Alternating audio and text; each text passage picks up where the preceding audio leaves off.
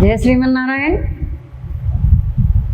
ప్రియ భగవద్బంధువులారా, లలితా సహస్రనామం ప్రతి నిత్యము కూడా నిత్య పారాయణలలో భాగంగా చదువుకోవచ్చా అండి అనేటువంటి సందేహాన్ని మన భక్తులు వెలిబుచ్చుతున్నారు, అంటే అడుగుతున్నారు. లలిత సహస్రనామము, లలిత అంటేనే పేరులోనే ఉన్నది, లలితమైనది అంటే ఎంతో శుభాన్ని కలుగజేసేది అని అర్థం. అంతేకాకుండా మనసుకి ఎంతో ఆనందాన్ని కలుగజేసేది అని మరొక అర్థం.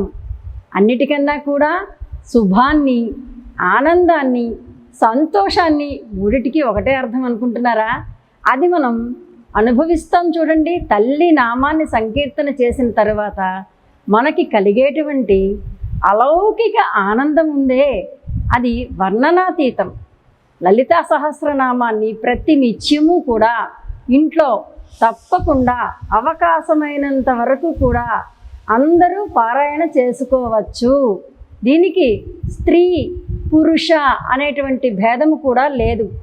ఎవరి మనసుకి అయితే మనం చదువుకోవాలి అనుకుంటే చదవలేమమ్మా. తల్లి కటాక్షం మన పైన కలిగేటప్పుడు ఆమె స్వయంగా మన చేత, మన నోటి నుంచి ఆమె నామాన్ని ఆమె ఉచ్చరింప చేసుకుంటుందట.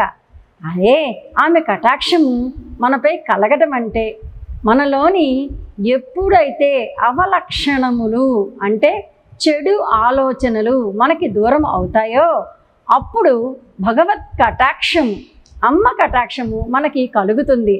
అప్పుడు ఆమె మన నోటి వెంట ఆమె నామాన్ని అమృతగానముగా మనతో కీర్తింప చేసుకుంటుందట. అంచేత లలితా సహస్రనామాన్ని చదవవచ్చా అనేటువంటి సందేహమే అవసరం లేదు. తప్పకుండా వచ్చినట్టో రానట్టో, కుంతిపుత్ర వినాయక అన్నారు చూడండి పెద్దలు. అలాగా వచ్చినంత వరకు అంటే మన నోరు తిరిగినంత వరకు కూడా లలితా సహస్రనామాన్ని లేదా స్తోత్రాన్ని పఠించుకోవచ్చును. దీంట్లో ఎటువంటి సందేహము కూడా లేదు.